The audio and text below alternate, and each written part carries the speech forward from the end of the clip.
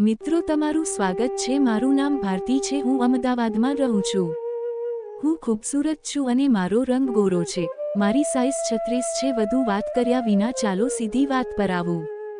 પપ્પા અમને ખૂબ પ્રેમ કરતા હતા અને તેઓ મને થોડોક અલગ રીતે પ્રેમ કરતા હતા। પણ હવે પપ્પા કાનપુર ટ્રાન્સફર થઈ ગયા હતા। હવે ઘરે ફક્ત હું, મમ્મી અને મારો ભાઈ રોનક હતા। ભાઈ કોલેજ જતો હતો, હું સ્કૂલ જતી હતી અને મમ્મી પણ કામ પર જતી હતી। ભાઈને દરરોજ રાત્રે સૂતા પહેલા ચા પીવાની આદત હતી, પણ તે ક્યારેય દૂધને સ્પર્શ નહોતો કર્યો।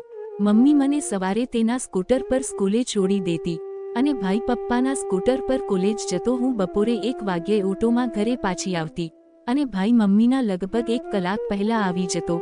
પપ્પા કાનપુર ગયાને 15 દિવસ થઈ ગયા હતા અને હું તડપતી હતી।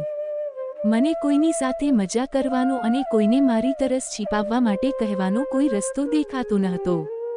એક દિવસ મારી માતાની તબિયત સારી ન હતી, તેથી મારા ભાઈએ તેને કહ્યું કે તે દિવસે તે ચા પીવા માંગતો નથી। મારી માએ મને આ કહેવાનું ભૂલી ગઈ અને સૂઈ ગઈ, તેથી હું ચા લઈને મારા ભાઈના રૂમમાં ગઈ। હું મારા ભાઈના રૂમની બારી પાસે પહોંચી જ હતી કે અચાનક મારી નજર અંદરના ભાગ પર પડી। કારણ કે બારી થોડી ખુલ્લી હતી, મેં જોયું કે મારા ભાઈએ ફક્ત વેસ્ટ કપડાં પહેર્યો હતો। મારી હિંમત ચાલતી નહોતી। મારો ભાઈ ખૂબ આનંદથી તેનું કામ કરી રહ્યો હતો। હું તો ભૂલી પણ ગઈ હતી કે હું તેને ચા આપવા આવી હતી। તે કદાચ બેચેન હતો કારણ કે તેને લાગ્યું હતું કે તે દિવસે તેને ચા આપવા માટે કોઈ નહીં આવે, પરંતુ તેને ખબર નહોતી કે હું તેને આ બધું કરતા જોઈ રહી છું। આ બધું જોઈને મને પણ કંઈક થવા લાગ્યું। મારું હૃદય ધબકવા લાગ્યું અને હું બેચેન અનુભવી રહી હતી। મને અંદર જઈને મારા ભાઈને કહેવાનું મન થયું, ના ભાઈ, આવી રીતે કામ ના કર, હું તને ખુશ કરીશ। પણ હું લાચાર હતી, હું અંદર જઈ શકતી નહીં। તેથી મારા ભાઈનું કામ જોઈને મારા દિલમાં ખળભળાટ મચાવતું હતું। હું શું કરી શકું? મારે મારી ઈચ્છા દબાવવી પડી અને હું મારા રૂમમાં પાછી ફરી। મેં મારા ભાઈનું જોયું હતું અને હવે મારું મન અને મારી ઈચ્છા તેને મેળવવાનો રસ્તો શોધી રહ્યો હતો। મને ખબર હતી કે મેં મારા ભાઈનું જોયું છે, પણ તેને આ ખબર નહોતી અને હું પહેલા મારા ભાઈને મારી સુવાળી પલંગ બતાવવા માંગતી હતી, જેથી તે મને જોતાની સાથે જ તેનું હૃદય ધબકવા લાગે અને પછી તે મને કામ માટે મજબૂર કરે। પણ હું સમજી શકતી ન હતી કે આ કેવી રીતે કરવું। મારો ભાઈ સવારે 6 વાગે સ્નાન કરતો અને હું અને મારી માતા 8 વાગ્યા પહેલા ઉઠતા નહીં। મારો ભાઈ ઉપરના બાથરૂમમાં સ્નાન કરતો અને પછી ચાલ્યો જતો। મારી આંખોમાંથી ઊંઘ ગાયબ થઈ ગઈ હતી। મારા ભાઈનું ધબકતું ભવ્ય દરેક ક્ષણે મારી આંખો સામે ઝળહળતું હતું। જ્યારે પણ હું આંખો બંધ કરતી ત્યારે હું મારા ભાઈ માટે તડપતી અને મારું હૃદય મને કહેતું કે તેને આ રીતે પીડાવાના દવ રાતના લગભગ 2 વાગ્યા હતા, પણ મારી આંખોમાં ઊંઘ નહોતી। મારી ઈચ્છા મને સૂવા દેતી નહોતી। તે મને સતત કહેતી હતી કે મને ફક્ત ભાઈ જોઈએ છે અને હું મારી હાથે લાચાર હતી। હું તેના માટે ગોઠવવાની યોજના બનાવી રહી હતી ત્યારે મારા મનમાં એક વિચાર આવ્યો। હું ટેરેસ પર ગઈ અને મારા ભાઈના બાથરૂમના ડ્રેન ટાંકીનો વાહલ બંધ કરી દીધો, જેથી મારા ભાઈને નહાવા માટે પાણી ન મળે અને હું મારા રૂમમાં પાછી ફરી। લગભગ 5:45 વાગ્યે હું મારા બાથરૂમમાં હતી અને મારા ભાઈની રાહ જોઈ રહી હતી। દરવાજો થોડો ખુલ્લો હતો। હું જાણતી હતી કે તે નહાવા માટે નીચે આવશે। લગભગ 6 વાગ્યે મેં તેને સીડી પરથી નીચે ઉતરતો જોયો, તેથી મેં હળવો શાવર ચાલુ કર્યો અને નહાવા લાગી। મેં દરવાજો બંધ કર્યો ન હતો, હું દરવાજા તરફ હતી ત્યારે જ મારા ભાઈએ દરવાજો ખોલ્યો અને મને જોઈ ગયો। મેં તરત જ ડરી ગયેલું વર્તન કરવાનો પ્રયાસ કર્યો, જાણે મને કંઈ ખબર ન હોય। જો કે હું ખરેખર ઈચ્છતી હતી કે મારો ભાઈ મારી પાસે આવે તો જ હું તેને ફસાવી શકીશ। મારા ભાઈએ તરત જ દરવાજો બંધ કરી દીધો અને મેં તેને અંદરથી લોક કરી દીધો, જે મારી યોજનાનો એક ભાગ હતો। મેં સ્નાન કર્યું, મારા કપડાં પહેર્યા અને બહાર આવી। મેં જાણી જોઈને મારા કપડાં ત્યાં છોડી દીધા હતા। મારો ભાઈ બહાર ઊભો હતો। હું મારા રૂમમાં દોડી ગઈ। પછી મારો ભાઈ સ્નાન કરીને તેના રૂમમાં ગયો। મેં ચા પીધી અને તેના રૂમમાં ગઈ અને કહ્યું, માફ કરશો, મને ખબર નહોતી કે તમે આવશો। મારી આંખો નીચે પડી ગઈ। મારા ભાઈની પણ એ જ હાલત હતી। તેણે કહ્યું, ના, મને માફ કરશો, ખરેખર ઉપરના માળે પાણી આવતું ન હતું, તેથી હું નીચે નહાવા ગયો। મેં ડોકિયું કર્યું અને જોયું કે મારો ભાઈ મારા ફિગર તરફ ગુપ્ત રીતે જોઈ રહ્યો હતો। મને ખબર હતી કે તે મારા માર્ગમાં આવી રહ્યો છે। પછી હું નીચે આવી અને મારો ભાઈ તેના ટ્યુશનમાં ગયો। અમે બંને તે જાણતા હતા, તેથી હું તેને અહેસાસ કરાવવા માંગતી હતી કે મને પણ તેની ખૂબ જરૂર છે, પણ હું સમજી શકી નહીં કે કેવી રીતે હું તે દિવસે શાળાએ ગઈ નહીં અને મારી માતાને કહ્યું કે મારી તબિયત સારી નથી. મેં આખો દિવસ ઘરે વિચારવામાં વિતાવ્યો કે શું કરવું. પછી મને એક વિચાર આવ્યો. તે સાંજે જ્યારે મારી માતા અને ભાઈ ઘરે આવ્યા ત્યારે મેં મારી માતાને મને સ્કૂટર ચલાવવાનું શીખવા કહ્યું. તેને કહ્યું કે તેમની તબિયત સારી નથી અને તેથી મારી માતાએ મારા ભાઈને કહ્યું સ્કૂટર ચલાવવાનું શીખવે. મારા ભાઈએ શરૂઆતમાં કહ્યું કે તે મને શીખવી શકશે નહીં, પરંતુ પછી જ્યારે તેને લાગ્યું કે તે મારી પાછળ બેઠો હશે ત્યારે તેને મારા ફિગરને સ્પર્શ કરવાનો મોકો મળશે, ત્યારે તે સંમત થયો. હું ખરેખર ઈચ્છતી હતી કે મારો ભાઈ આજે મને સ્કૂટર ચલાવવાનું શીખવે, કારણ કે મને ખબર હતી કે જો તેમનો મને સ્પર્શ કરશે તો તે તેની ઊંઘ ગુમાવશે અને મારી સાથે કામ કરવા માટે ઉત્સુક બનશે. તે મારી યોજના હતી. હું શરૂ કરીશ, પરંતુ મારા ભાઈને લાગશે કે હું તેના જાળમાં ફસાઈ ગઈ છું.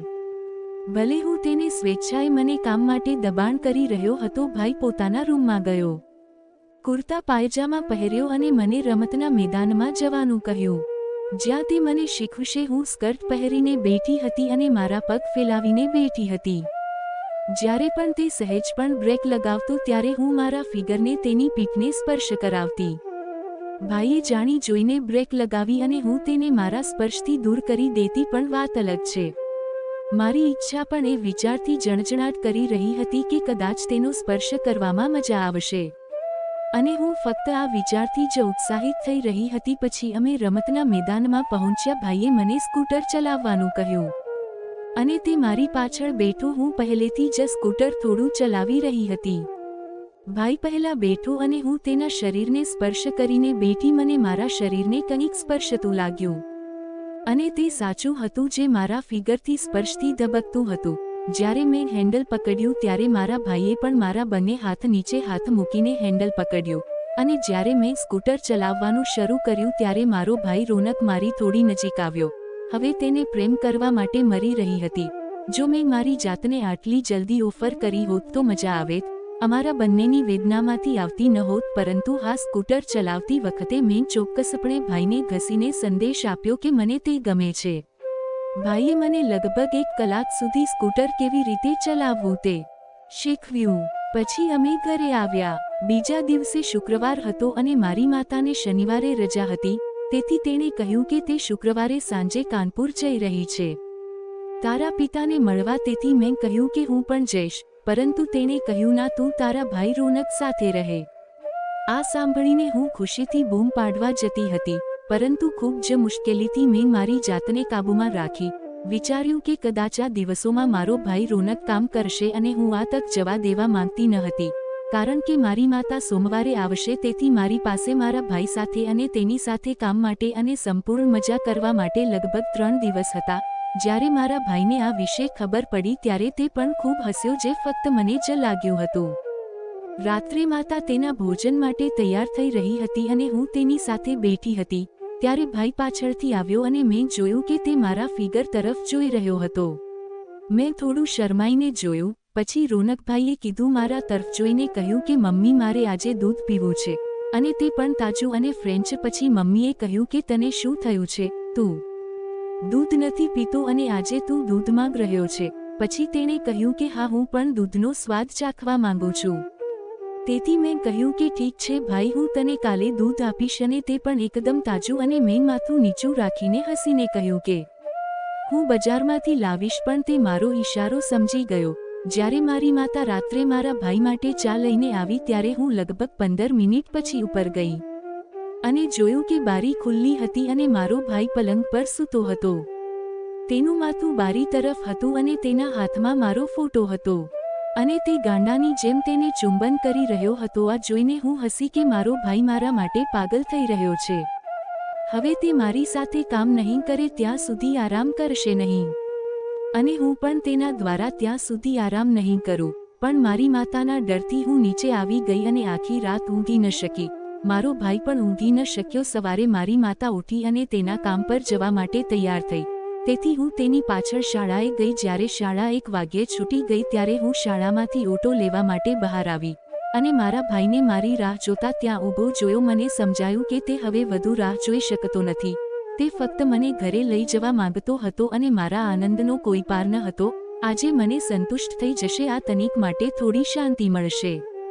હું મારા ભાઈની પાછળ બેઠી અને તેને પૂછ્યું કે તે આજે અહીં કેવી રીતે છે, પરંતુ તેણે કહ્યું કે તે કામથી વહેલો નીકળી ગયો છે. તેથી તેણે વિચાર્યું કે તે મને સાથે લઈ જશે. મેં કંઈ કહ્યું નહીં અને ચૂપ રહી. જ્યારે પણ મારો ભાઈ બ્રેક મારતો ત્યારે હું રસ્તા પર મારા ફિગરને સ્પર્શ કરીને તેને ઉત્તેજિત કરતી. મારા ભાઈએ સ્કૂટર પાર્ક કર્યું અને અમે દરવાજો ખોલ્યો અને ઘરમાં પ્રવેશ કર્યો. મેં મારા ભાઈને કહ્યું કે તેના કપડાં બદલો અને હું પણ બદલીશ. પછી હું રાત્રે ભોજન બનાવીશ અને અમે ખાઈશું. જ્યારે મેં રસોડામાં રસોઈ શરૂ કરી ત્યારે મારો ભાઈ મારી પાછળ આવ્યો અને કહ્યું, ભારતી, મારે ખાવું નથી. મેં તેને કારણ પૂછ્યું અને તેણે કહ્યું, મારે આજે દૂધ પીવું છે. હું મારા ભાઈનો ઈશારો સમજી ગઈ, પણ થોડું રમતિયાળ બનવા માટે મેં કહ્યું, જો તમે મને પહેલાં કહ્યું હોત તો હું બજારમાંથી દૂધ લાવત. પણ હવે સાંજે હું દૂધ લાવીશ જેથી તમે પી શકો. મિત્રો, તમને વાર્તા ગમી હોય તો તમારા મિત્રો સાથે શેર કરજો અને વિડીયો લાઇક કરજો અને ચેનલને સબસ્ક્રાઇબ કરજો. અને આ વાર્તા ફક્ત કાલ્પનિક છે, તેને સત્ય હકીકત સાથે કાંઈ લેવા દેવા નથી. ધન્યવાદ.